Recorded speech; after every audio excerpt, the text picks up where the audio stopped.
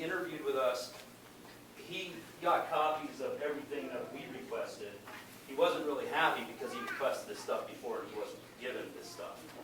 And he called me up a couple of mornings ago and said, I want to team up with you. You got good stuff. You got some amazing things. I think that this is going to force them to do the congressional hearings, and I'm working with the Oversight Committee. You know, and I'm used to talking to politicians, and I'm like, okay, I'll believe it when I see it. But he's excited. And I heard he's up for re-election too, so that actually helps because he has motive for getting something done. And I got him on camera, you know, saying that he is demanding congressional hearings. He says EPA officials need to be sent to jail, and he'll see to that. I mean, he's making some really strong assertions that we are going to hold him to. You know, we're not just going to air it and never follow up, so we'll see. You know, and until today I had not talked to Tim Moffitt. But, you know, and he has done his part on the state level. He wants to talk to us. I don't really care who I talk to and who we can use or whatever to get to the bottom of this and get to a good resolution, you know, because we all want the same goal. I mean, I think that you have to remove the soil and just get rid of the problem.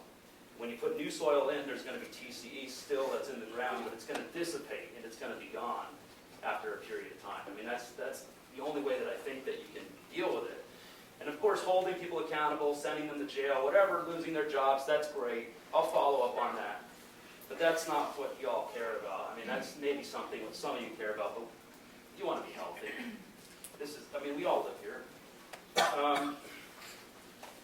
Meadows has agreed to be live for our show on July 24th to give an update on his progress, so he's being held to that. We'll see if he does anything. I just don't want anybody to underestimate the power of the media, because it's not about me or him or any one of us. When stuff goes on air and we do a 1 hour special, when a TV station does a 1 hour special, all the media journals in the country do a report on it because it's so unusual. And it catches the attention of national people.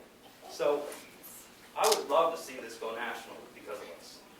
And there's a chance it could. I mean, ABC, you know, 2020, Dateline, anybody can do the story once it's out there. And that's why it's so important that you guys came together tonight, because I wanted to show that people care.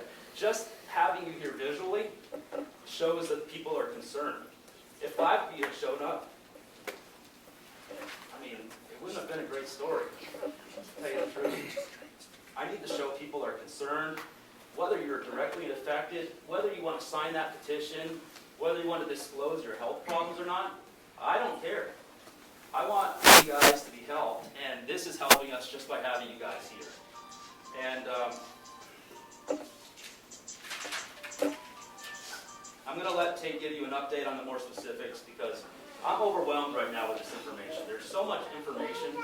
I mean, I'm losing sleep at night. It's very technical, and I've got to talk to a lot of experts, and we're doing our own testing too, but you know, we're using past testing and trying to talk to everybody who knows anything about this.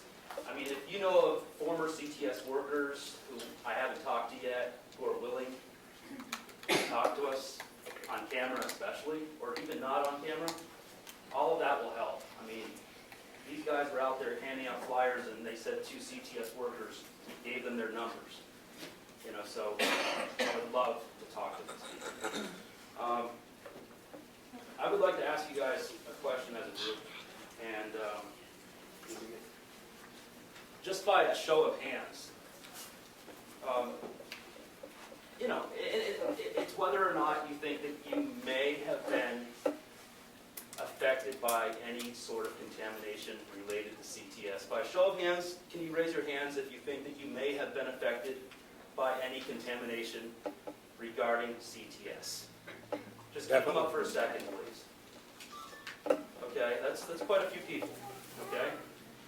And the sad part is that there's a lot of ailments that are virtually untraceable and that you may never know. And I've talked to people who have been directly exposed to TCE and vinyl chloride, and they don't have any problems, but when they have a kid, there's birth defects and a whole series of problems. So, like the doc had told me, you know, the worst part is, it's like, you know, when is something else going to pop up? I mean, it's that feeling of not knowing if you're going to be affected, if there's going to be years taken off your life. I mean, TCE is bad. Vinyl chloride is bad. BCE, I mean, all these other things that I don't even know what they are very bad. You're not supposed to ingest them. This stuff was running in groundwater. It's still running in groundwater. It's in the soil. It's migrating to the French Broad River. It's going Dingle Creek, King Creek. I don't know, what are the other creeks? They're all over the place. But it's a big deal. Nobody here is required to speak, of course. I mean, I can't force anybody to say anything, but I would like to turn that microphone on. And like I said, if you want a technical update, Tate can give you one. But I need your help for this story. I need to show that some people are concerned. If you are truly concerned, or if you have a health problem or something like that, and you're willing to disclose it, or if you have any concerns or questions. I'm going to ask you just for one more show of hands. Has anybody here had a relative who they think died because of being exposed to contamination regarding TCE? 1, 2, 3, 4, 5, 6, 7, 8, 9, 10, 11, 12, 13, 14, 15 people? One is too many. Absolutely. That's just, I mean, that's not acceptable. Mike, can I make a statement? Yeah. I live at Southside Village, and everybody that moved in there years ago, we were not told about that. Oh, I know. And we have a city water, and the vapors may have, be a problem, but our main problem is we can't, the selling of our homes. We have one person that lives on my street that passed away. The father and the son has had 2 people walk away just within the last few weeks because they found out about CTS. And it's Hold on one second. They should have sued Here, their village. just hold that up. Okay. Now, Okay. tell me, say this again. I'm sorry. Okay. I live in Southside Village, and I have a neighbor who passed away about a year ago. And recently, his son has had 2 different families come and look at the place, and one was up until the very last day, right before the closing, and they found out about the site and walked away. Then there was another one just this week who walked away as soon as they found out about the CTS site, said, we want nothing to do with it. Now, we have city water, and we could be having some vapor problems, but so far I don't think so.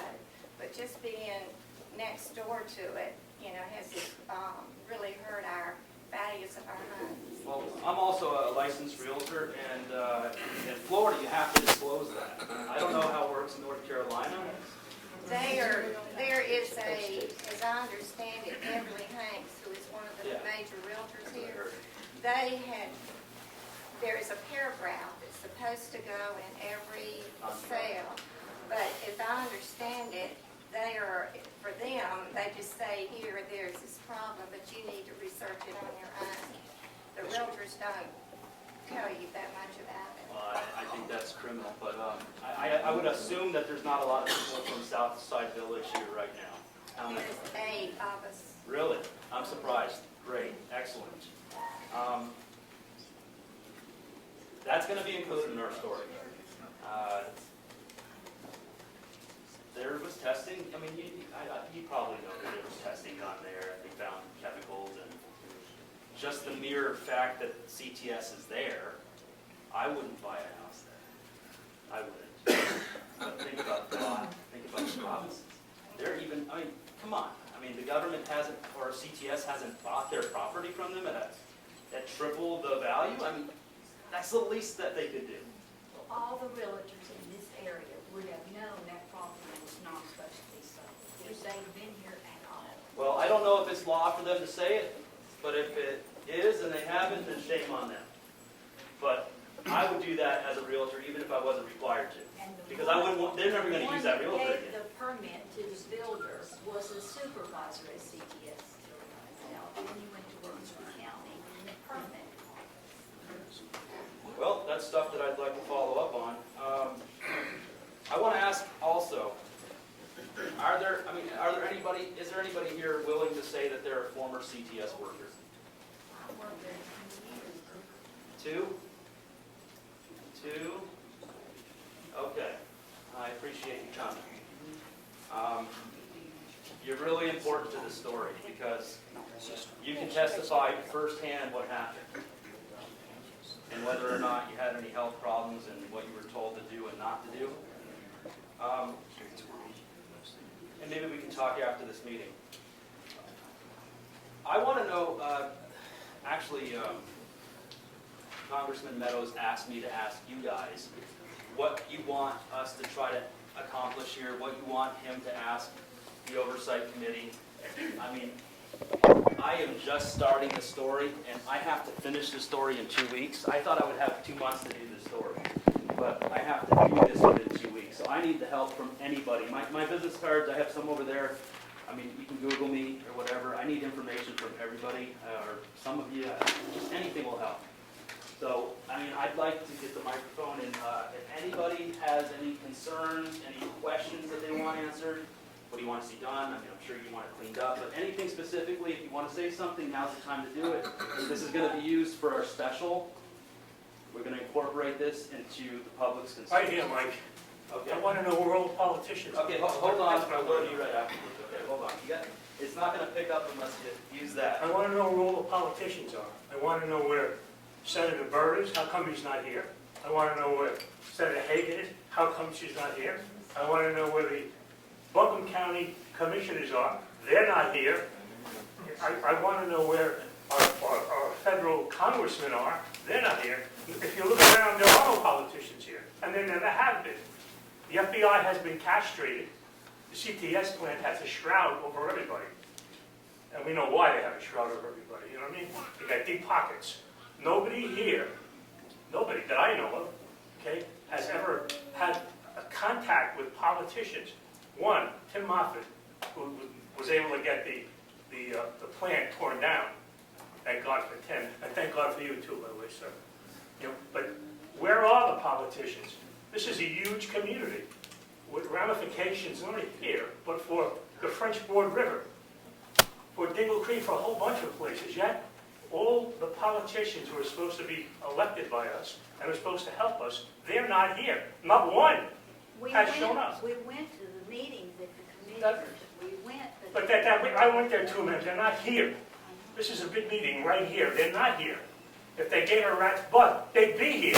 Amen. And that's why nothing's been done with the CTS plant, because the politicians involved will do nothing. They hide their heads. They will do nothing. And I personally remember when I was testifying in front of being one of the people on the Buncombe County Citizens Watch Committee, when I was in front of Buncombe County, going back 4 years now, and one of the ladies who was getting cancer was crying, and all these people did, the so-called commissioners, they all stood there, bowing their heads down, and I said to them, what are you, all on authority?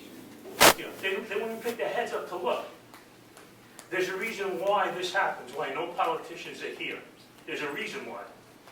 They want to run for re-election. This is supposed to be their community. South Asheville is a big community. It's part of their where they live, you know. But yet nobody's here, and that's what I'm saying. That the CTS, if you want to call it deep pockets, have played a large role in keeping everything subdued and covered up. And if you think about it, it's the only reason why we don't have politicians here.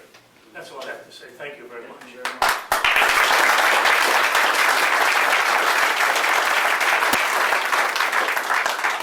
I can give you my insight on this really quickly, and it's just basic knowledge.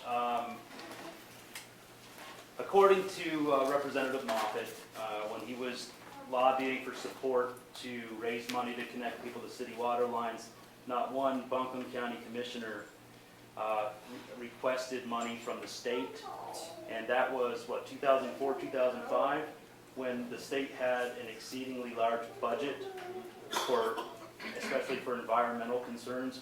This is according to him. And he said not one official from Buncombe County submitted a request. That's according to him. I haven't verified that. But I will tell you that Senator Burr has not even responded to my request for the past month. Kay Hagan has flat out refused to speak with us on this issue. And it's my understanding that she had been involved in this before and had written letters on behalf. So I'm not saying that she's a bad person or that the Senator Burr is a bad person. I'm just saying that they are choosing not to participate at this point. Congressman Meadows. What's that? Sorry. Our mayor. Oh, I It's don't all know. about community. Okay, but, okay. Somebody else wants to say. Hi, I'm Lori Murphy. Lori Murphy. Yes, and I am most happy to talk to you anytime you want to talk to me. Great. I have been involved in this for quite some time now. My biggest question to you is, where is the municipal water lines? Where do we stand with that? We're all waiting. It's coming up around the circle almost a year now since this was approved, and everybody's real excited because we're finally going to get water that we've been trying to get for so long.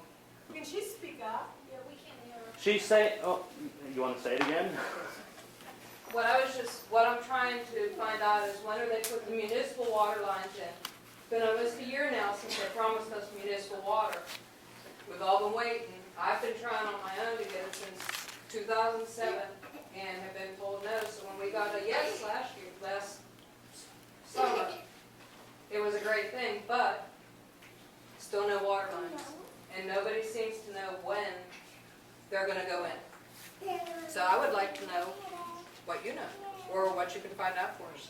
The only thing that I know, maybe Tate can help or somebody else can help with this, but talking to Tim Moffett today, he said that they did approve the $4 million required to put in the remaining water lines.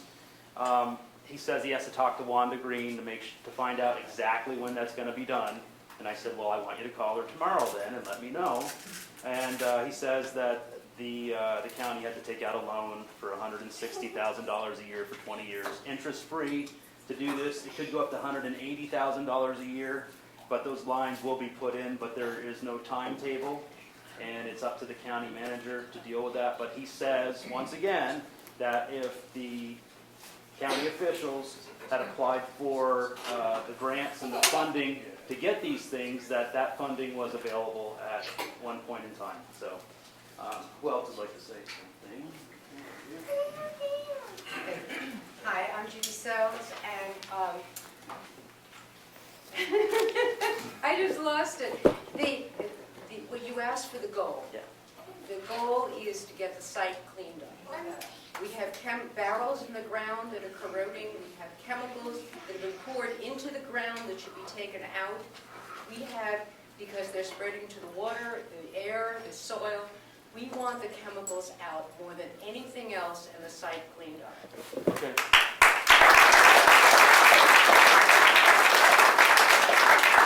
I don't know if any of you have gone to Dot Rice's property, but if you walk along the property and the wind is just right, you're overwhelmed by chemicals. Okay? And that's TCE, right? I mean, those are the chemicals that test you. So we're doing, one air test? I mean, and it just will depend on which direction the wind is going. I mean, there needs to be extensive testing, of course, to tell how this is going to affect people in the future. I mean, I'm not a scientist, so I don't know. Is there a general area that you could describe that is affected by all of this? About the CTS contamination? Yes. Okay. Because I saw the people out the other day at the corner of Right. Gap Road and Sweet Creek Road. And I'm going to give you somebody who knows more about that in just a minute. Yes, because I have literally been on this story for about 6 weeks. And I am not an expert by any means, so I don't want to give you any wrong information. But that'll be answered in just a second, I promise. Penland. My name is Aaron Penland. One question I've got with the Congressional Oversight Committee, will they be pushing to find out if the subpoenas are going to be served to EPA members and if they're going to have to answer those subpoenas? That's a very good question that I don't have an answer to.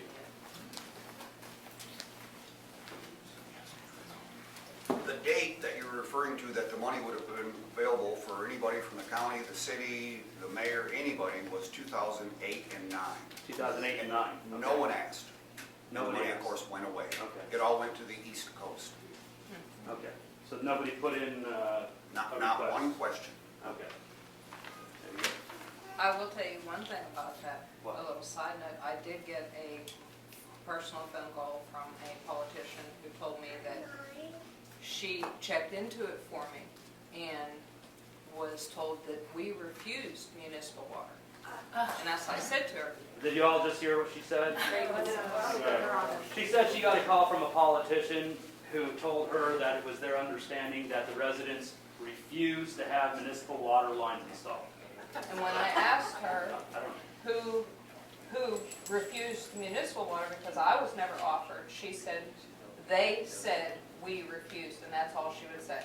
Should name names. Well, I, Who told me that? Yeah. Patsy Cleaver. okay, there you go. Okay, that's a good question. How many people here, if any, are still waiting to be connected to the municipal water lines? Oh, so there's a few of you. Okay, how many are there anyway, like 120? 115 Okay, within a mile. that's a lot of people. That is the least they could have done. Unbelievable. The liability if anybody gets sick. If anybody gets it. Well, the other thing is there's a moratorium on digging wells. You're not allowed to dig a well. If your well goes bad, you're Okay, I'm gonna give her out of luck. Really? Okay. I don't know. My name is Shirley Harrell, and I live on Northwood Road within a mile of the CTS plant. I'm on a well, and I did receive a letter that they were gonna put me on municipal water. And I called, I got really excited, and I called the guy, got an answering service, left a message. I said, would you call me? I've called again, left a message, nothing. So I don't know if the rest of you got letters or not, but I did get a letter, but that's been it. When did you get that letter? 6 months ago. Yeah, and it said they would be in touch shortly. How many people got that letter? Okay. Have any of you tried to call them? No, they said they Well, I've called, they will not return my call. Did you work at CTS? I did. You did? Did you Not ever- as long as this lady. Can I ask you a question? Yeah. Did you ever witness them dumping the chemicals directly on the ground? No, not really. You did? I wasn't there long enough. Okay, that's fine. Let me ask you, I mean, did you ever see them dumping I've chemicals seen on the them ground? dumping and I've seen the barrels. You've seen them dumping? Yeah, I've seen them dumping. Where?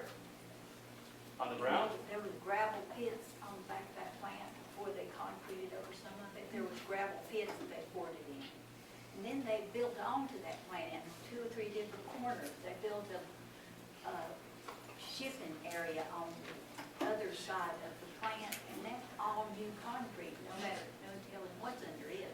The whole back of that plant, there was a house up above it, at one time a little house, we used to hike, and it was full of barrels. I heard that cows died and stuff in the area. Yeah, the Browns run a farm down the road, and cows died from the creek. Really? Yeah, Have you suffered any health problems? I have a lot of them. Okay. I mean, it's hard to prove if that was My hair related. was tested and it all Okay, so you're the one who had your hair tested and it showed positive for heavy metals. twice. Okay, well, those test results are right there. I didn't, no, well, that's her. Okay, so, sucks to work at CTS, you know? Did they ever tell you what you were working with? Do what? Did they ever tell you what chemicals you were working with? That's the only plant I've worked on several, that never gave you the books, the ISO, the books that tell you what all you're working in. No, So you didn't know what you were working with? no, I didn't, and I ground up fiberglass for years. Did you ever get exposed to it though, do you think? I mean, directly exposed? I was breathing it. Yeah. I was grinding it up in the machine, and when you talk about the things that we had to deburr bushing, when they would bring us the pan, it would still be wet with the stuff they degreased it with. That's TCE. Yeah. Right, that's a degreaser. Okay, interesting. See, if they had congressional hearings, they would compel the officials to testify. They would be forced to testify. The EPA couldn't tell us or other people that they're not going to say anything. And then other people like you and Dot and anybody affected could go there and testify as well. That's the importance of having congressional hearings. It's forcing these officials to tell the truth. And the sad part is that the officials who were directly in charge during this time, in my opinion, the sad part is that they've been promoted and they are holding high-ranking positions with the government right now. So I wouldn't say anybody's been held accountable at this point. And when you see our special, we are piecing this together. It's compelling stuff. And I've done this for 15 years. It blows my mind. Anybody else want to say anything?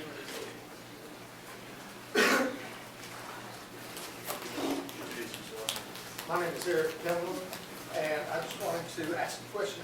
You know, we're hearing all these things about these different officials, government officials, local county officials, but has anyone actually contacted the actual owners of CTS, the superintendents, the people who ran the plant? Are those people anywhere around? They're in hell cars. Yeah, and what have they done, or what are they going to do? We know that they still operate other plants, I think, if I'm not mistaken, like 5 or 6. Worldwide. They're in Elkhart, Indiana. That's where they're based. Yep. And, the head guy there needs to be, Here. he needs to be questioned. He should be a major part of this. He should have to be accountable. What happened? Why did you do this? Why are you not cleaning this up? And like y'all said, the easiest thing to do would be go in there, clean those barrels up, get them out of the ground. And, they tore the building down, but what's under the building? They won't answer what's under the building because they know what's under the building. And there's actually pictures that are circulated around where there are barrels that are encased in cement sticking out of the banks where the plant was. I've seen them. Yes, so that's my biggest question. Well, I'll tell you, you can go on to CTS's website. They're in business. They're worldwide. They're based in Elkhart, Indiana. And I think you checked it out. They're posting profits of, what, $584 million? Yeah, just under 600 million last year. Yeah, so I mean, they're doing well. I mean, how hard is it to cough up $8 million, $5 million to clean something up? I don't know. Yes, sir. This gentleman right here is the one who really got this investigation started. Okay. He keeps wanting me to say something, so I will. Go right ahead. John Payne, where you at, John? We're going to convict everybody tonight. He called me and Peggy Bennett. Peggy, are you here? She may not have been here. She counseled a meeting tonight so that people can come here. We had this covered on our TV show that we did here locally over 15 years ago. Dave over there was the one that was really monitoring the springs, okay? I informed Patsy Keeler when she's on the county commissioners, Tom Sobel, David Gant, David Young, and there's one more, and you keep forgetting them because you want to. I told them that CTS was a major problem. They never would address it. They left the building standing so no rain would hit that pollution and push it out. That's why they left the building, okay? And I went up north to a special meeting about how to get rid of toxins. And they used biological additives to break stuff like this up. I told Wanda Green about it. I told the county commissioner about it. Nobody addressed it.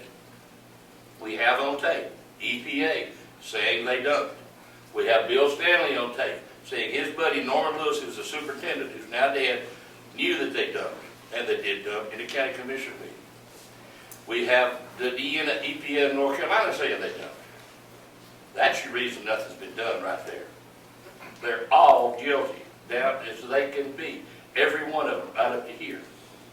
But what I want to say to you tonight is you're going to add enough clout with what you're doing to finally push the button. Now the reason the senator's not going to get involved is the last contract they got last year was a major contract, a defense contract. They shut this plant down, moved it to Mexico. Norman Lewis lived in Brownville, Texas. They had to put enough gold in the station wagon in a secret compartment to go across the border to put the switches that they used for a day because they would steal the gold, okay? So that's why they escaped. They also leased that plant to some of the former workers after they moved and kept doing metal plating there because the small plating units didn't have to meet all these laws. So, I just- stoves in there too. do what? I built corn burning stoves in there too. Yeah, that was leased to them, but I want to thank you for what you're doing and these people for sticking together because they've done everything to break this group up, folks.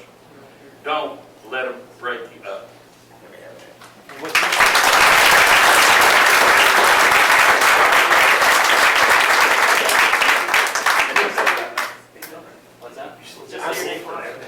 My name's Fred English. I sent emails this morning to every commissioner, every city council person.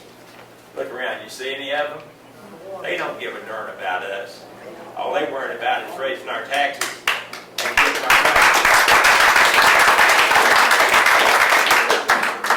Thank you very much. Norman Lewis, I believe, is dead now. Yeah, he did. Right, okay.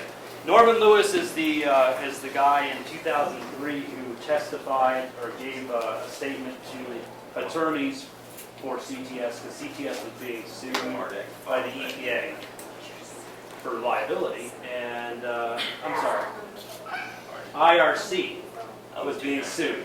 They owned the building before CTS in the early 50s, mid-50s. So they, after IRC got done, CTS took over. Norman Lewis worked for them. Apparently his mom lived across the street.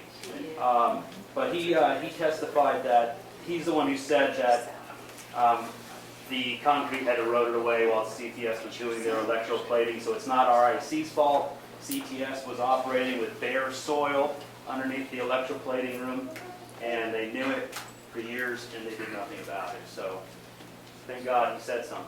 And we have that document for the first time too, which helps. Anybody else want to say anything? Good question, Fred. Sure. Are you aware of the filtration systems that they went around and put in homes recently? Not really. Yes. EPA and supposedly CTS went around putting big filtration systems under homes that were on well water. That's supposed to make it all better. Now, I wonder whether it's going to make it all better. The city water needs to come through, not to worry about filtration systems.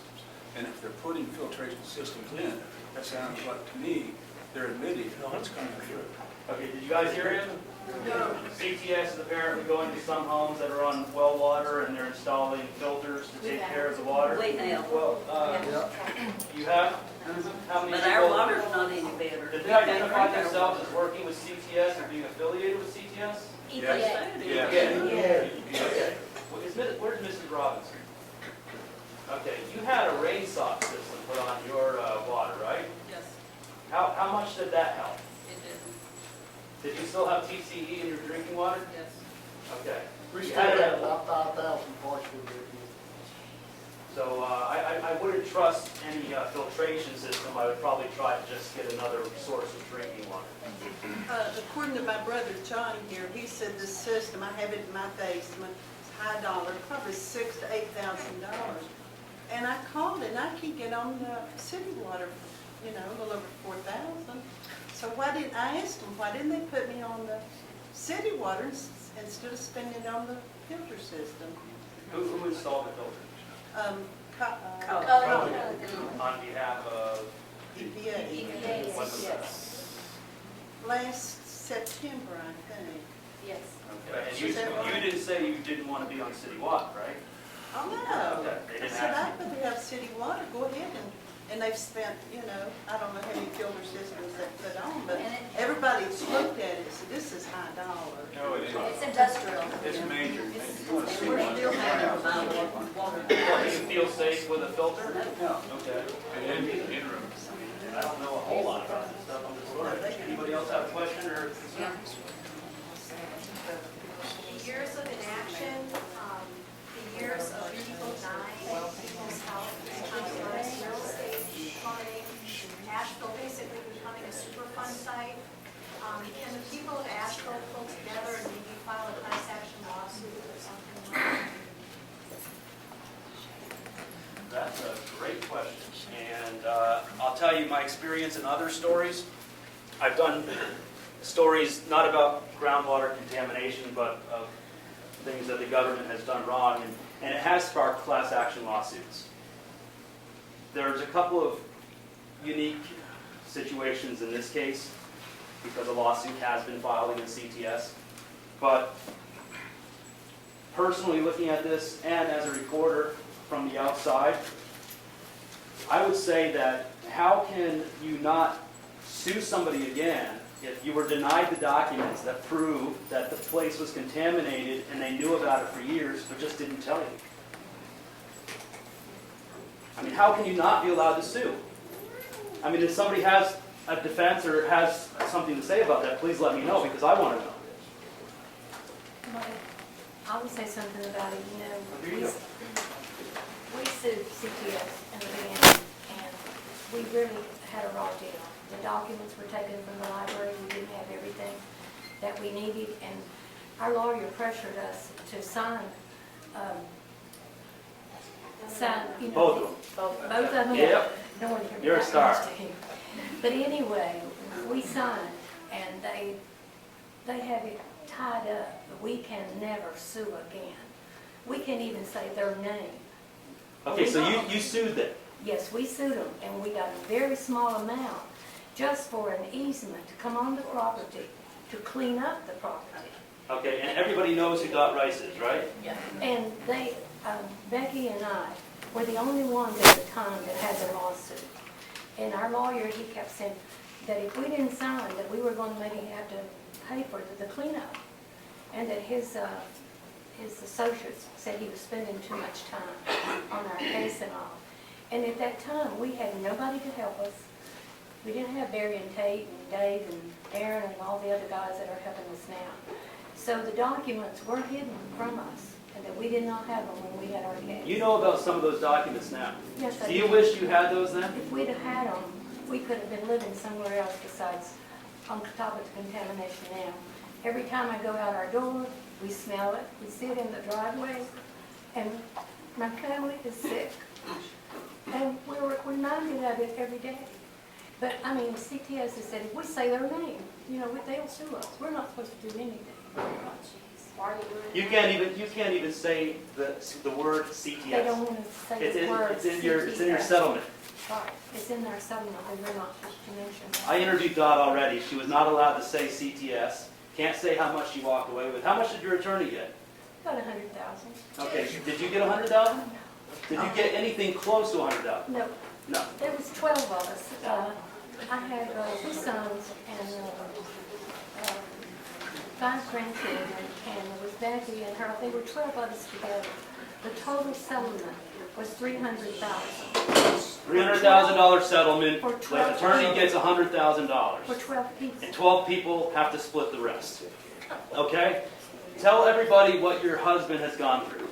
Well, my husband has a pituitary brain tumor. He has had 6 brain surgeries. 6 brain surgeries. They still haven't gotten all of the tumor. Okay. His memory is bad. He's weak.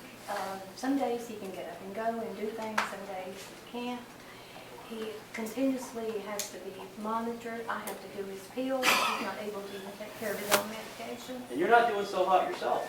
No, I'm not. I'm 75 years old now, and this has been going on so long, it's really taken a toll on all of our lives. My 2 sons have some medical problems. All of us are bound down with anxiety and stress. Have you been diagnosed with anything? I've had 2 thyroid tumors removed. My husband, like I said, had the 6 brain tumors. My granddaughter, Brandon's mother, she has had 3 brain surgeries. She has 3 shots in her head, 2 in her back. She's not been able to take care of her boys for 12 years. He's living with a grandmother in Florida. I have a 14-year-old grandson I'm taking care of. His dad was a policeman and was killed in a car accident. And our whole life has been destroyed. We were in the military for 20 years, and our last duty station was Durham. We drove back and forth on weekends and built our house on Mills Gap Road. We thought that was going to be our home and the property. We had 15 acres of land for our children. But all of it is just gone, and EPA, they have never once tried to do anything to help us. I don't believe. They have hid things from us. They came on our property and they made tests without our consent. They never even told us the results when they found that it was contaminated. And the only way you found out 9 years later, No, not that's because right. the EPA told you about the contamination. No, and we had been drinking the water for the additional 9 years. We had someone to come clean out the springs. And it was down off over the bank and it had grown up. And so we had this man to come clean out the springs. And oil and everything was down there. So we immediately called EPA and they came out and then they called Alana. Don't drink the water, don't touch the water, you know, it's dangerous. And so they did put in municipal water for my son. That's my son Terry there, Larry, my son over there. And we have had so many illnesses. My father-in-law that lived on the property, he died with esophagus cancer. I had a sister-in-law to die, worked at CTS, age 55. Shirley back there, a cousin of ours, she has had sinus cancer. Her husband died with lung cancer. And I have a list here. You went door to door. Shirley and I went door to door. Door to door, okay, within a mile? A fourth of a mile. A quarter of a mile of the CTS site. Knocking on doors to ask, hey, does anybody else have a health condition? Cancer? What did you find? We had found 64 people. 64? 4 people in a fourth of a mile. 64 with cancer? Yes. That seems like a pretty high statistic. But when I talked to the lady that did the health survey from Raleigh, they didn't even include any of these names. No. And then I had told But they them, still found, like, what? How many cases of non-Hodgkin's well, lymphoma? 50. 50. 50 non-Hodgkin's. I mean, And then I was telling the lady at the health department in Raleigh about, you know, Mission building the new cancer center. Well, you don't have that many cancer patients. I said, $59 million wouldn't have been spent for a new cancer center if there wasn't a cancer in Buncombe County. that's a good point, right? Thanks. When I worked at CTS, and this is when I was still young and working, we used to hike on our break. Right. And say this was the building, there was a little road at the end of it.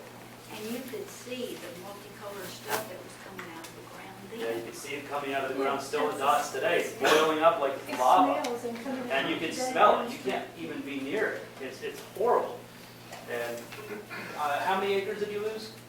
We have 15 acres and they have about 3 acres fenced off. Y'all know that she owns No. 15 acres and EPA's solution was to fence off 3 acres, to take 3 acres away from her, to fence off her spring, and they stick a sign that says, don't drink the water. And they have a sign on there, you know, don't drink the water or anything. Well, we still pay full taxes on it. I've paid over $49,000 since 1999. And I've paid over $31,000 for water since 1999. And how many people here think that Doc could give her house away? We couldn't. We could not give any of our land All away. right? And Everybody her says- husband was in the military for 20-something years. And everybody says, why don't you move? Well, this is our home, and when we retired from the military, we had moved numerous times, and we just didn't want to move anymore. And financially, we can't now. We've spent a lot of money for testing and medical bills. We've never been paid 1 cent for a medical bill, not for a mile we've traveled. We've been to Charlotte, University of Virginia, Duke, Chapel Hill for medical treatment. And she has a beautiful property, and up on the bank is where CTS is, and if you look where the ground is chopped off between her property and CTS, there's still barrels coming out of the ground. I mean, you can see them all along the ledge. It's pretty. Anybody else want to? At one point, they drilled a well in front of our house, 290 feet deep. They left 75 barrels on my property for 56 days with just a tarp over top of them. And I would call nearly every day to move these barrels because we knew it was contamination because it had tested 35 parts per million. And they left the barrels for 56 days on our property with a tarp over. She's got the pictures. Yeah, I have the pictures with me. We picked them up on Christmas. Yeah, they picked them up on Christmas Eve.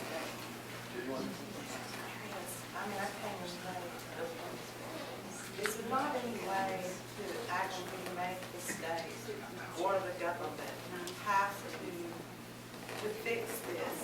I mean, it's been proven, you know, can't there be signatures of all the neighbors that have cancer? You know, and I don't know, but is there not a way to force the government or the state to actually take the responsibility and clean it up? That's the question of the night. And there's a petition over there, and I think there's a health survey. I mean, I don't want people to feel like they have to fill this out and disclose their information, obviously. But if you were so bold as to put down your name and health condition, even if you don't know if it's related to CTS, that could be investigated later. I mean, the fact that there's 60 cases of cancer in a mile and 50 of non-Hodgkin within a quarter of a mile, come on, something's going on here, right? So any new information, any new people that you can put on that list, anybody who died that you know of?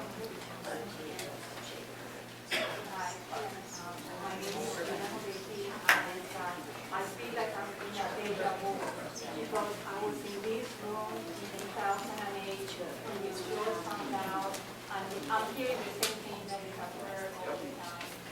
But my question to you is, I'm not from this country, and I moved here to live at peace, to make sure that my children live raised in an environment where everything was good. And I see sometimes in television, or when I go to the ocean, that there are little squares of protection for the turtles, for the eggs of the turtles. And if you touch those eggs, you are fine with a price. We are talking about human life. That seems like for God and for the Robinsons, why the government cannot just transfer them to move to an apartment away from their suffering and wait for a result? Why do they have to go through this for so many years? And still people are very concerned about the water, but I still continue to worry about the vapor that we are all breathing and nobody's doing anything. We worry about the water, which is important, but what about what we're breathing? Because what they did is they just took the ugly, building, and everything is inside. Everything is there every day when I drive there, and I live in Southside Village, and I wish I could sell my house, and I wish I could live out of here, but I am an honest person, so what am I going to tell the person that is going to buy my house? Excuse me, they like super fun. Who's going to buy my house? So I think there is time to do something.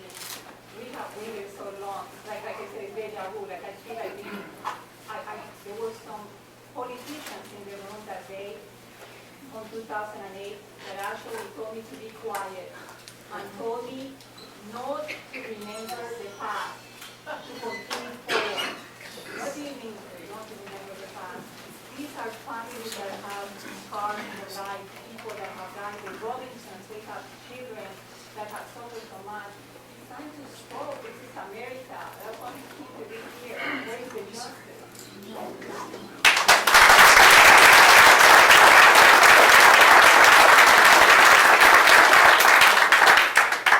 All right, and I'm going to wrap it up. I know that you guys have heard all this stuff before, and you probably know things a lot more than I do about your own life experiences and what you want done. And I'm just telling you that I'm committed to doing, first of all, the hour special, which is going to be 8 segments. So it's going to be like a 60-minute special. I mean, we're going to have 8 different long stories throughout the hour. CTS workers, those affected, what people say is the cover-up. I can't say that it's an actual cover-up, but the documents seem to lead to a cover-up. And what's going to be done about it? That's going to, I mean, our last story is going to hold these officials accountable and follow through. That's one thing that hasn't been done before. You've seen 30-second, 2-minute news clips. Nobody's done a comprehensive story on this, right? Okay. Is this going to be on Channel 13? Yeah. Yeah. February 24th. July. Why do I keep going back to February? Gives you one more time. I'm living in the past. Okay. July 24th. We don't have an exact air time. I heard a rumor maybe between 5 and 6 p.m., but it's going to be promoted for a week or something before it comes on. So, you know, you'll know. But yeah, July 24th. All right. So, unless somebody has something that they, do you want to say something? Is it really important? No. It's a comment. I just moved here. My name is Jesus Agudo. I moved here less than a year ago, and this is the first time I'm hearing of this CTS issue. I'm grossly sick right now hearing about this. Yes. All the human beings that are affected, our location, our area. I want to address those people that are out there from CTS, from EPA, the politicians, you that are listening, you know who you are. Do you not appreciate human life? Because here we are. We're all getting hurt. If the answer is yes, you'll fix this now. You'll clean it up now. If the answer is no, then nothing's going to get fixed. And you know who you are. Thank you.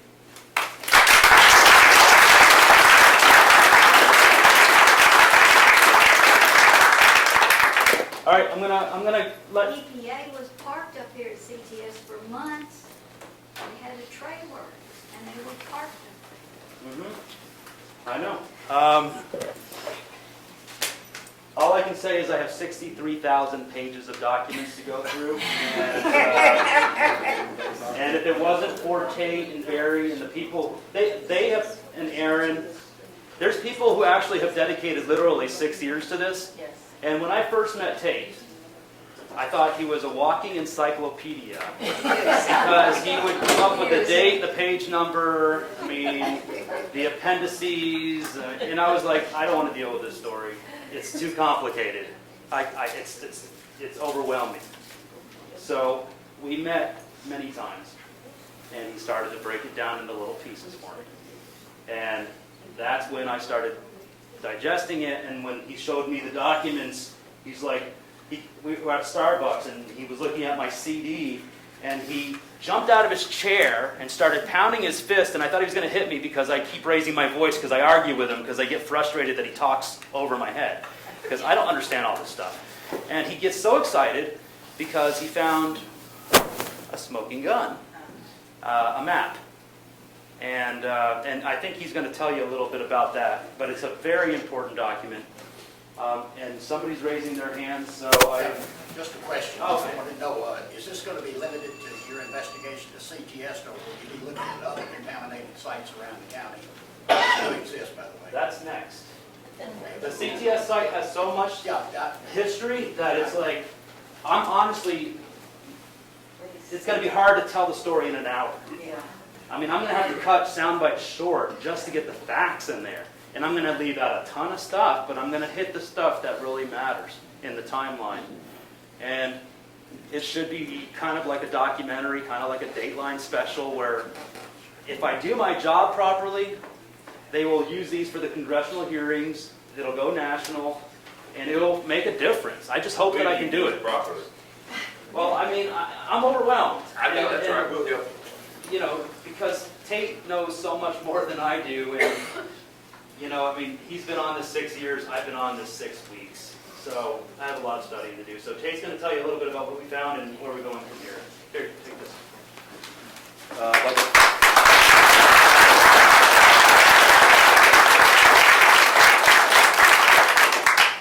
I'd like to just thank everybody for coming out. And I know it's hot in here and the lights are on. And it is a small sacrifice to pay, considering how much suffering has gone on in our community, and how much of it's been silent suffering, and how much of it has been not knowing what the cause was. And I guess the thing that has been sort of most disheartening is the people that are paid, that we entrust our safety to for human health and the environment, they did not do their jobs properly. And I got involved because of Barry Durand and because I had a leaflet in my mailbox, and some of you may be here tonight because of a leaflet in your mailbox. Mine said that my water supply might be contaminated, so I came up here in January of 2008, and I met with Barry and Linda Ivan and Dave Ogren and Aaron and the Rices and so forth and so on. And we collectively have invested a great deal of time trying to find out what happened. And first and foremost, we want to hold CTS Incorporated accountable for what they did, because they are the primary responsible party. We also want to hold those officials who are elected and appointed, who are drawing a government salary, accountable for their role in not having it cleaned up. And so I want to tell you that we have a couple of websites that you can go to get more information. We'll be having more meetings. We used to have frequent meetings, and then, this is the first one we've had like this in a year. And it's a testament to your commitment to your community that you're here. And so I want to tell you that we've been asking for certain documents for years, and we never got them. And our senators were asking for the documents that we were asking, and they didn't get them for months. And then when they did get them, they were altered and manipulated. And it wasn't until WLOS with Mike Mason asking for the documents that pertain to the site that they initially said no, and then they overwhelmed him with 62,922 pages of documents. And we know the documents well enough that we were able to go through the ones that we've been looking for. And I want just to do one thing, and then we'll leave it at that. And I wanted to show you the thing that's most disturbing. And we presented this to Congressman Meadows 2 weeks ago and gave him the information. He was gracious enough to give about 40 minutes, one-on-one, the two of us sitting on a couch in his office going over the material. And I'd say probably 8 to 10 minutes in, he put his hand over his mouth, and the gravity of what he was looking at and dealing with started to sink in. He said that he wanted to hold congressional hearings. And it's through that kind of accountability that we're going to get a cleanup, and CTS will be held accountable, and everyone in our community will be satisfied with the outcome. But the thing that got him was the fact that when Mike was showing me the discs that they had given him, there was one chart that we had never seen before.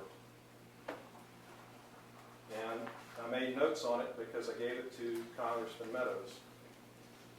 This is the sampling plan in 1990 that they were going to engage in for the first time that EPA was going to be sampling the site. And they agreed to this sampling plan and received it on June 5th, 1990. And it changed. They were never going to go on your property, Ms. Royce. In 1990, they had no intention of sampling on your property. In fact, the sample that they took on your property was way behind the plant, where the houses, Ms. Carson, where your house is, that's where they were going to sample. And they were going to do groundwater sampling at the site itself. This was June 5th, 1990. This was the study plan that was conducted in the Phase 2 report we've been looking for. And the report that they actually did for sampling shows that they moved the sampling onto your property without ever telling you and following the proper protocol to get access and give you the results. And they didn't do it, and they withheld that information from you. They also moved samples to an old pond. Mr. Ogren will be real familiar with this one. And the reason they moved it was thanks to the state level hearings. We ended up with this document last year that shows that EPA was warned about the Rice's health on June 18th, 1990. David Ogren called the local authorities to tell them that the Rices were getting sick from a new well, and that their well was contaminated, and that there was, Mr. Ogren was concerned about an old chemical pond which used to be used at the CTS property. Mr. Ogren warned the state. The state turned around and mailed the warning to EPA, and they changed their sampling plan. And the sampling plan took them onto Mrs. Rice's property at the end of pipes that are described as draining the site into their property. So the contaminant was being run into their property. They also changed the sampling from groundwater samples, and imagine what would have happened if they had sampled the groundwater at the site and found it to be contaminated, what that would have meant for a cleanup then in 1990.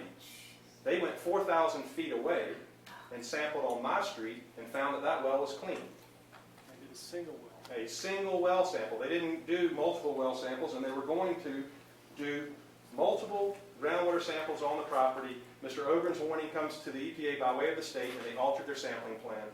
And then they confirmed that Mrs. Rice's property was contaminated, and they didn't tell Mrs. Rice. So what I want to say is that shows that they had no intent to go on Dot Rice's property. The call comes in, she's getting sick, there's contamination. It goes to the state calls the EPA. Well, then they change their sample plan without telling Dot. They sample on her property. They know they're testing for contamination in 1990. Yep. And they find contamination. And they didn't tell her. They knowingly tested.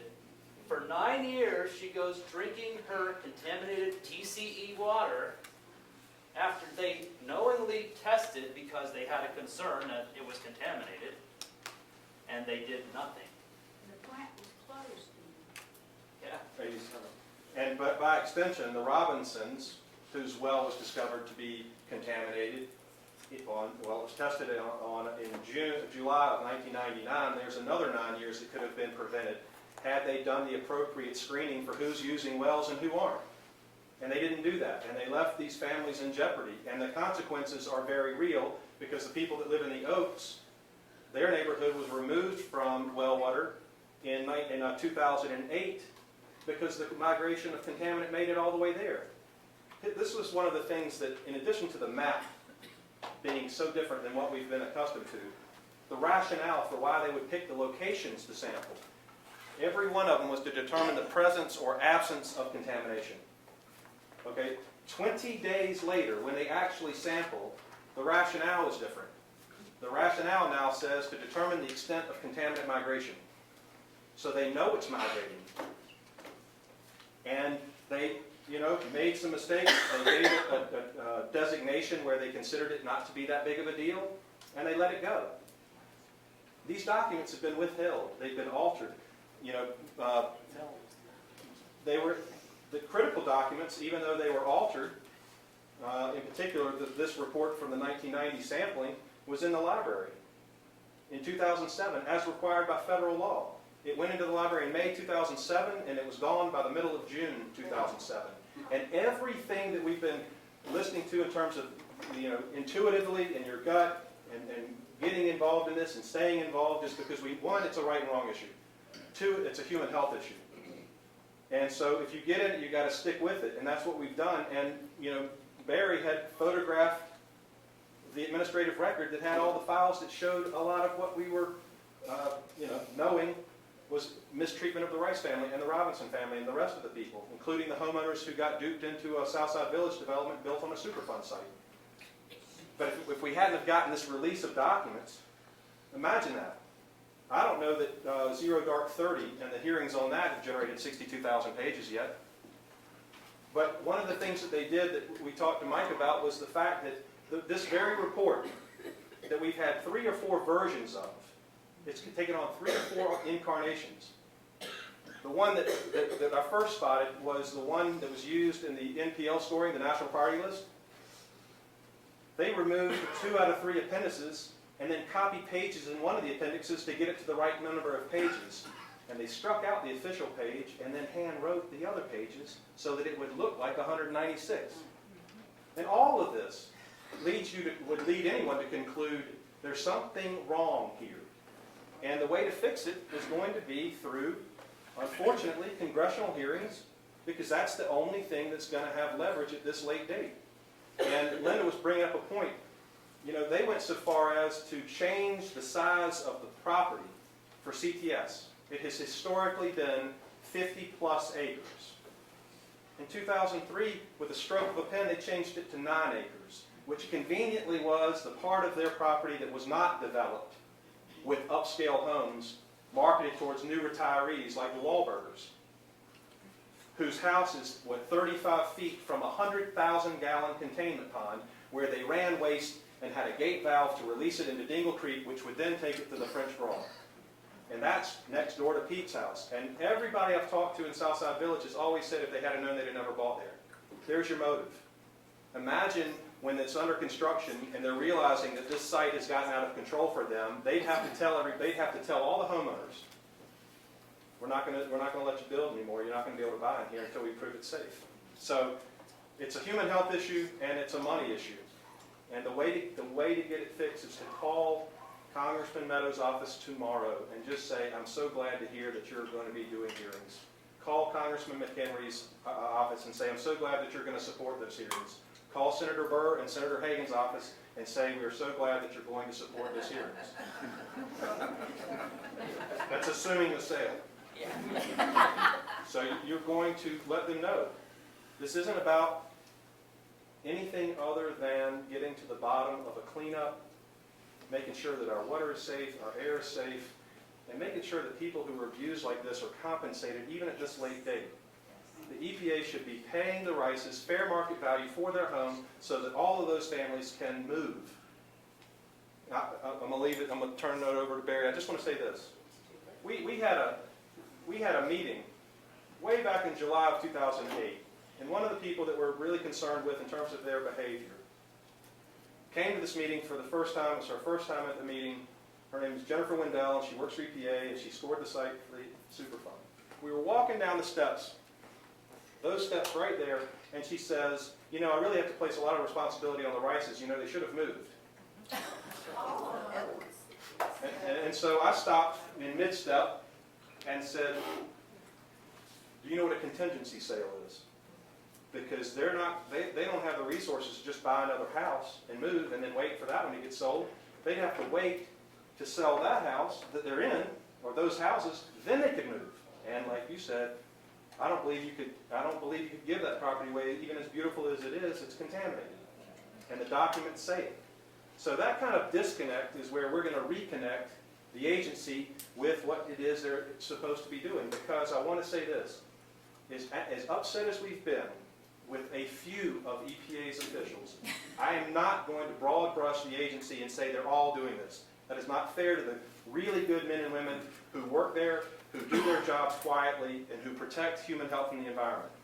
But I'm a school teacher, and I've got one of my students from San Diego, Wilkos, here. And she was in my class. If I had caught her cheating, I would have held her accountable for cheating. If I didn't, then I would enable her to cheat in the future tests. If we don't hold the ones that have cheated us accountable, then we'll enable... Y'all list all these realtors that sold these people this stuff. Put them in the paper. I want to know who they are. Make sure they don't sell to anybody else. Put their names in there. Well, Mary Sue, I have to admit that my name would be in there because you know what? I worked for Beverly Hanks. I was the realtor who helped buy. I was the buyer's agent for my own home, and I didn't know. Well, Chuck Leitner, as soon as they closed the plant, he went to work for Remax. Him and his wife both. Maybe they sold something. Maybe that'll be a follow-up. Anyway, with all this work, a lot of attention falls on those that do a lot of speaking. It's been an honor for me to be tapped with the speaking part. There is no presentation without Dave Ogren. There is no presentation without Don Yelton. There is no presentation without Barry Duran or Laura Carson or Dot and the Robinsons and everybody. And John Payne. And Shirley. And Mary Sue. And the people who've come forward. We don't have anything to talk about. And I just want to say thank you, on behalf of the group, because it is a group effort. And none of us should have any more attention than all of us, because we've done it together. And, it's something that is a very righteous cause. And I hope that you guys, when you leave, you will take just a little bit of time and make those phone calls and get on the website and sign the petition for hearings. It will all add up, I promise you. Kate, the way to get in touch with them, is it on the website? It is. Okay. And what are the websites? What's the website? cleancts.info. I have a settlement with them, so I can... Anybody wants one, take it. I do. It's the website. And I do want to say one last thing about the lawsuit. There is a lawsuit going on. I'm one of the litigants. Peter Wahlberger is one of the litigants. It's a multi-plaintiff lawsuit, not a class action suit. And those of you that are impacted by this, you can, because it's a multi-plaintiff suit, potentially get in on the suit, because a class action, there's a stop date where you can't participate. We are awaiting the decision from the Fourth Circuit Court of Appeals out of Richmond. The decision is overdue. And, you know, there's a lot riding on whether people have the right to sue after the statute of repose or statute of limitations expires. And hopefully we're going to prevail. Our attorneys tell us that if we prevail, to prepare for the Supreme Court, and if we lose, to prepare for the Supreme Court. So this is a huge, huge deal. So I want to turn it over. Yes, ma'am. I just wanted to say that Mark Meadows did call me today, and he wanted to be here. He is in D.C., and he is very concerned about this, and he assured me that he would do everything to get this to a congressional hearing because he realizes how awful this is. And the only comment that I have is that the reason why we have these things is that we've got nameless, faceless, unelected bureaucrats that are running not just the EPA, but all of these other government organizations, growing the government, and it's government out of control, and there is no oversight. Our elected officials are the ones that have to answer to us. And this has got to get fixed. Agreed. I'll speak to, is that on? It's just the way it is. It's on for our camera. You have to speak up. Speak up. Well, I'll speak to this. One of the things that I had hoped when I first got involved in this, it was actually back in March 13th, 2007, when John Payne, he's a neighbor of mine out in Weaverville, and he said, you know, I had a chemistry background, and he wanted me to go check things out. So I did, and I saw the contaminant in Mrs. Rice's spring. I immediately took a sample, and we had it tested, and there were 10 different organic chemicals, including TCE in there. But I guess the thing I'd like to say is the first thing I did is go to the authorities. And that's where I hit a roadblock. And I can't tell you the number of conversations I've had with various folks at various levels, including each of the EPA officials, to get them to fly straight in a forgiving way. Just please do the right thing. And so far, that hasn't happened. And Tate has told you of a certain chapter early on, and we think this is, may have been a precipitating event that led to other things happening later. But even as we speak right now, their sampling plans, what they plan to do, are skewed and in a very biased way to not find things where they are or identify where they are.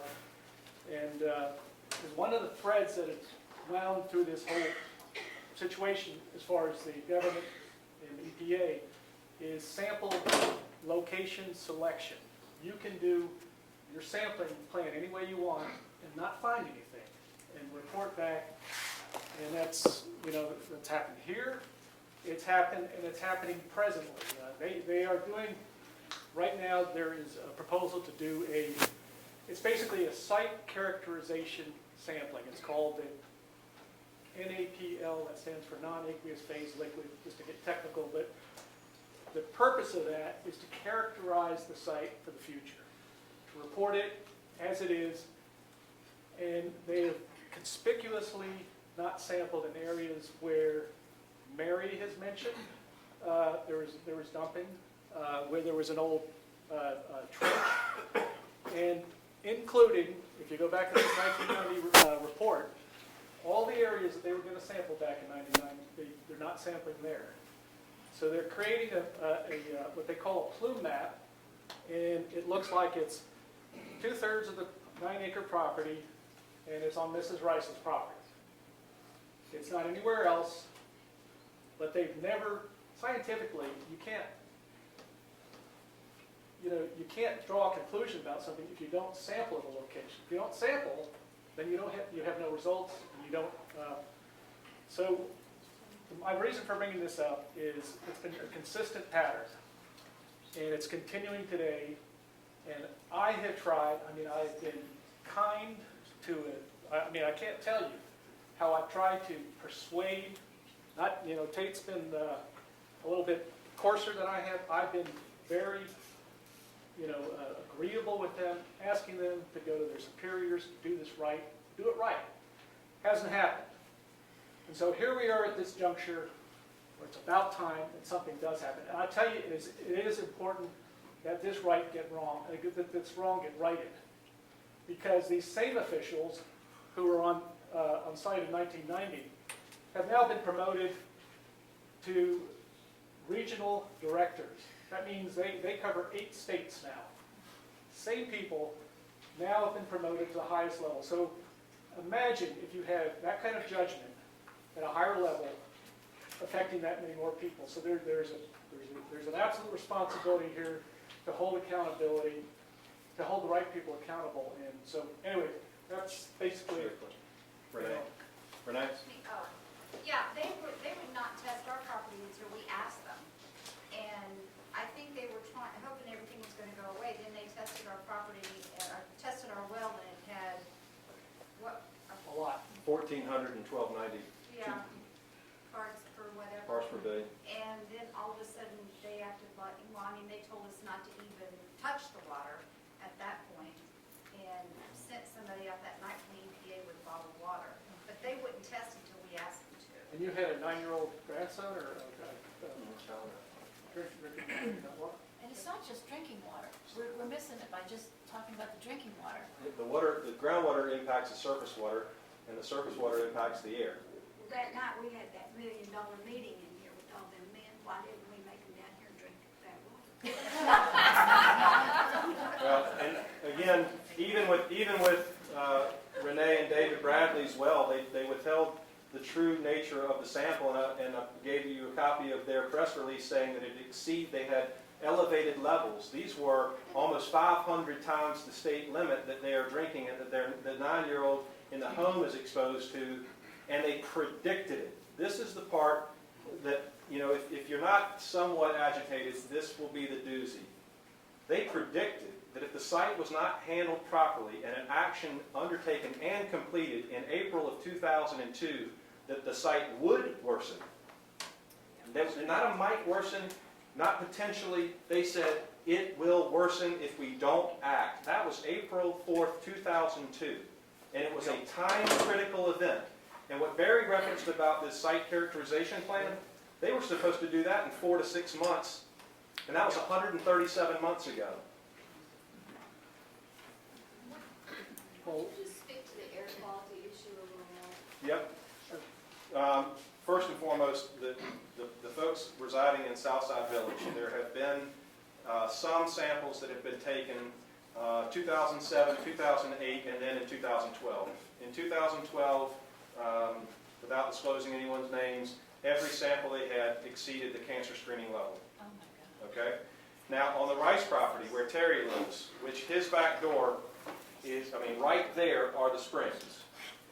They sampled in 2007 and 2008. In 2007, in the crawl space, where he doesn't live, it was 48 times the cancer screening level. In 2008, when they came back because Barry and Mrs. Rice were begging them to sample the air again, they sampled one time in his closet, where he doesn't live, and that was 16 times the cancer screening level. And they never came back. And now, the thing that Barry was talking about, they won't sample his air unless they sign over access to their property. They won't even let them look at this air sampling plan, which, by the way, is CTS's plan. So the air quality in the immediate zone, they found it in the Robinson's house across on Concord. They found it in Walt Dawkins. So they found bad air in the area. Well, let me explain something. That's the other reason for getting this cleaned up soon, because it can present a problem if it gets in, the TCE moves away from the site and it gets in what they call shallow groundwater, because as the TC breaks down and you have a home on top of it, you can begin to have vapor problems. It's not necessary, it's sort of incidental because the kind of groundwater table we have, which is fractured bedrock, it's not an underground lake, so to speak, that they have, for example, Camp Lejeune, where they have a similar problem. So you may not have a problem at all. It depends on if you're a fracture that has contaminated water, but that's another reason to act quickly. And the point I just want to add on to what Tate said about the action level. What happened basically was in 2002, somebody finally did an evaluation, and that's when they found 830 parts per billion in the building. 30,800. Yeah, and essentially what they did at that point was execute a document, actually the same kind of document under a law called the National Contingency Plan that gives the federal government full latitude to do what they have to do. When they had the Gulf oil spill, for example, that's exactly the kind of document that was executed, and this met that level. And in that agreement, I'll just explain, the federal government has 3 modes of responding to an emergency situation. If there's a spill or something like that. One is emergency, that means right now. Then there's time critical, and there's non-time critical. And this was very clearly identified as time critical, which meant they had 6 months to start on this. That was in April 2002. They executed that document. They didn't get going till 2005 or 6 on a plan, and they let the time, the clock run out on this. And I'll just say one other reason why I got involved on this early, and why I felt my effort was warranted, is because I recognized the physical circumstance of the situation. That you have a contaminant that's located and identified at the top of the hill, and naturally it will migrate. And so my efforts were hoping that we could get quick action that could avert a larger problem. And we've had nothing but delay. And unfortunately, that does not, speak well. I mean, it's an unfortunate situation. And but in any event, we are really hoping that this does come to some congressional hearings where there's actually accountability and action above all. That we actually have, everybody on board on this thing once and for all. Forget all the political things that restrain people from acting or not acting. This is an appropriate thing for the federal government to be acting on, and it really needs a higher level of accountability. So anyway, that's. I need to grab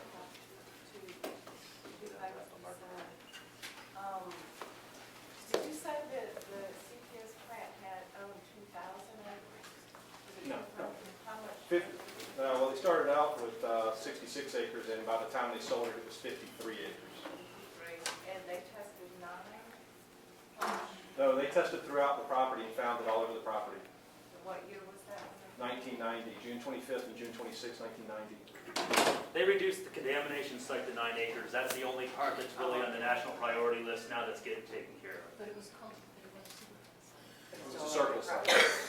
It's very complicated. Yes, ma'am. And the other question was, is there not any way, how far can that spread, the contaminants?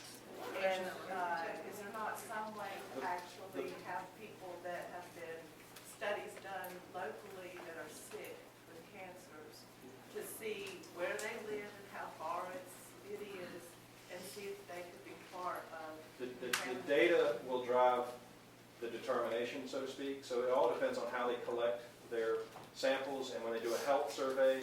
And so I'll say this, the state did a health survey. They concluded that 49 people had been diagnosed with non-Hodgkin lymphoma within a mile of site, and we have had an additional diagnosis since then. And that was completed in 2011. And that was just a mile? That was 1 mile radius, that's right. All And, people within that mile? ma'am? Had they health review with all the people within that mile? No, ma'am. Just ones that. What they could get from doctor's offices where they could release that information. Had they been doing it with the appropriate type of survey, they would have gone door to door with an inventory machine to upload the information they were getting door to door. That would have been, and that is the proper method. I'll just, in turning it back over to Mike, I want to say this. up through the time that Barry got involved, and I reeled off some names. You know, we wouldn't be up here at all either without the Murphys or the Selses. And you know, it's just really important to understand that they spent from 1989 until 2007 $326,000. They being EPA. That's all they had in that site. $326,000 from 2008 until March of this year. $8,246,000. That's one sampling event after another sampling event after another sampling event without cleaning up the source. Now, again, why would you continue to want to see how far it went when you knew where it was coming from and you didn't clean it? Then you could go find out how far it went, but you would still address the contamination source, the soil, as Mike put it. And that would have cost between $4.9 and $5.5 million, and it would have taken no more than 8 months, start to finish, and we'd have been done with this. You could have had the municipal. And could have had the municipal water, all for less than what EPA has spent of our money. Yes, ma'am. Well, Tate, let me ask you something. Has anybody else been accused of causing contamination besides us? Besides you, Yeah. We got whatever you call them. a request for information because you might be a potentially responsible party for the contamination in your well. They told us if we didn't respond within 30 days, they would fine us $33,500 a day. When was that? 2009. 2010 is when they were served that paper. Their well went bad in 2009. What I want to say is, Because they said the CTS recognized that there was contamination there, but they wanted to say that there were other sources besides them, and so they said because we had a business, which was just the mailing address of the business where it was at, but they said because we had a business, we could have been a source of contamination. that's a legal maneuver. We had 30 days to respond, and we had to get an attorney and all that kind of stuff, because we had 30 days to respond, or they were going to charge us, fine us $33,500 a day. That's amazing. And the thing about, you know, Gina and Glenn Harecki, Glenn's the president of the CAG, the Community Advisory Group, and there's information on the EPA's website that will direct you to Glenn to get in touch with the rest of the group here. Yes? I'd like to, on behalf of like every single person that lives in Asheville, thank you guys for putting this time and effort into really trying to help out everyone here in Asheville, because it's really, really putting in effort, and it's really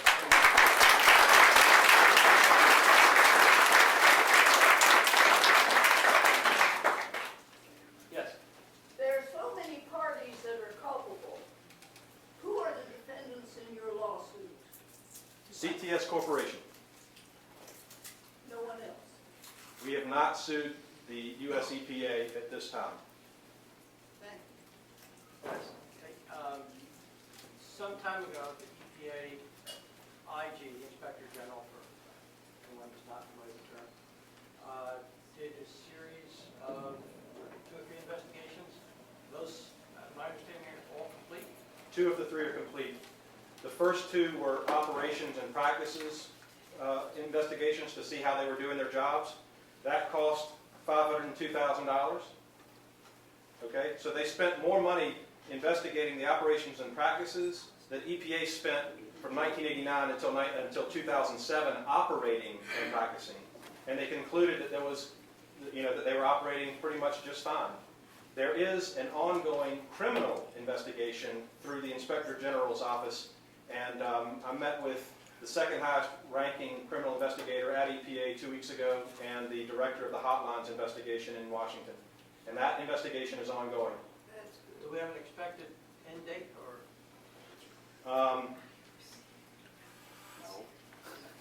No.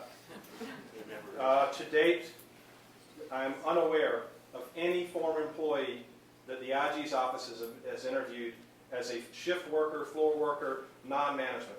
And that's the reason EPA says they can't talk to us about anything, because of the criminal investigation, which, in my experience, can drag on for many years. So, we're not going to wait 10 years, 2 years, or a year before we do a story. I know it's hot in here and it's getting late, and I got to get my crews back, but you guys can keep doing the meeting. I mean, Tate and Barry have the answers. I am learning. I mean, just today, I mean, I learned that when Southside Village was being built, or the developers were trying to break ground, that the state said, no, you can't do this because it's contaminated. And so they went over the state's head, and they did it anyway. They did it anyway. So, I mean, is that legal? I don't know. I'm going to look into it. I mean, I'm learning this stuff. What I was going to ask of everybody. Crooked Realtors and Bob Hunter, who was in the Renee. permit office. Right. What I want to ask you guys though, before I go, because I'm done, and I know it's hot and it's late. If you have information that I don't know, because I'm learning stuff from you guys that I haven't heard before, look me up on the station website. It's WLOS.com. I mean, you go to bios or whatever, or I don't know. I mean, it's easy to find me. Just email me information. If you want to be interviewed, if you have information for me, I mean, I would love to have a group like this live when we do our special. We expect to have like the anchors out at the CTS site fronting the newscast that we're going to be doing.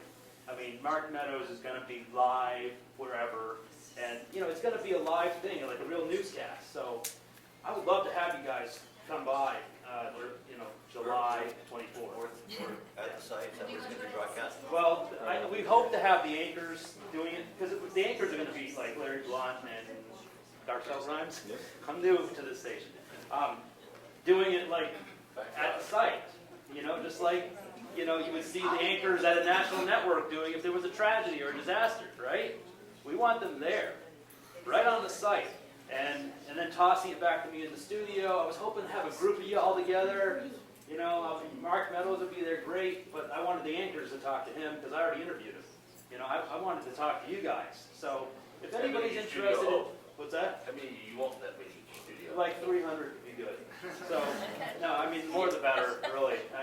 It doesn't matter. I mean, I didn't know you might have a size requirement. it would look silly to have less than 10, I think, right? But what I'm pretty happy with how many people showed up tonight.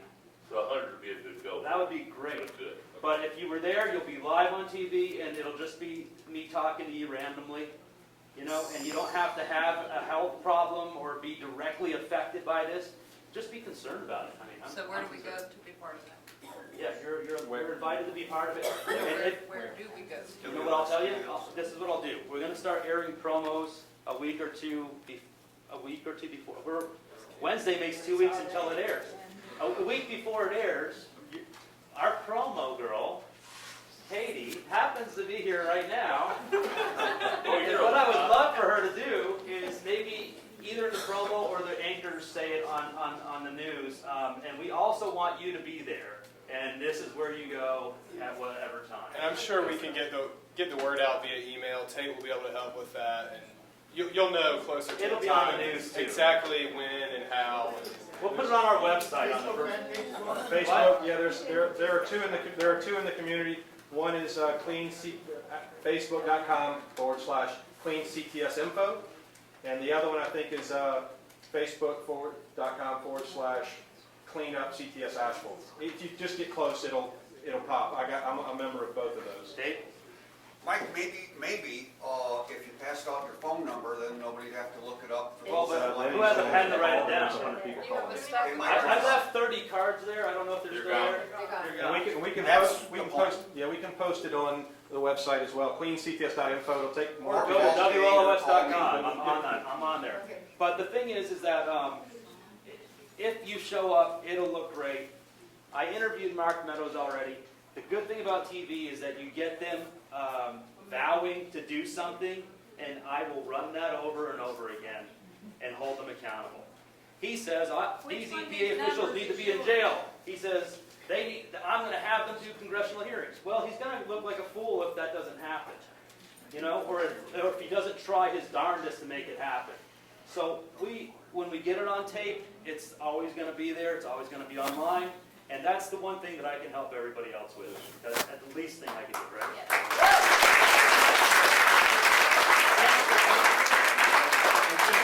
One other plug. When you make that phone call and you're thanking them for those hearings, also please take 2 seconds and suggest that they find a way from EPA to compensate the Robinson family for all that they've been through and the Rices, because they need to cut them a check, which isn't going to make them unsick, but at least it can give them some flexibility. Please. Thank you all so much for being here.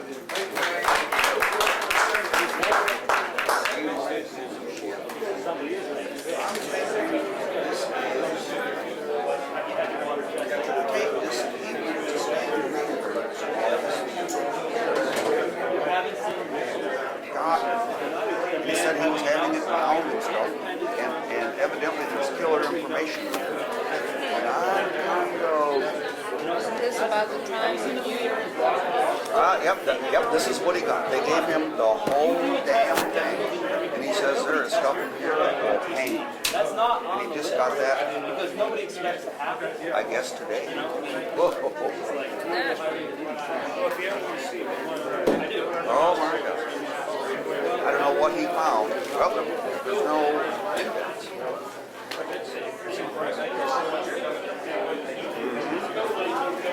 There we go. Okay. Interesting to sit down and read that document. How are you, sir? I saw you back there. Turned around, I thought, oh my gosh, John Payne. I think pretty good turnout.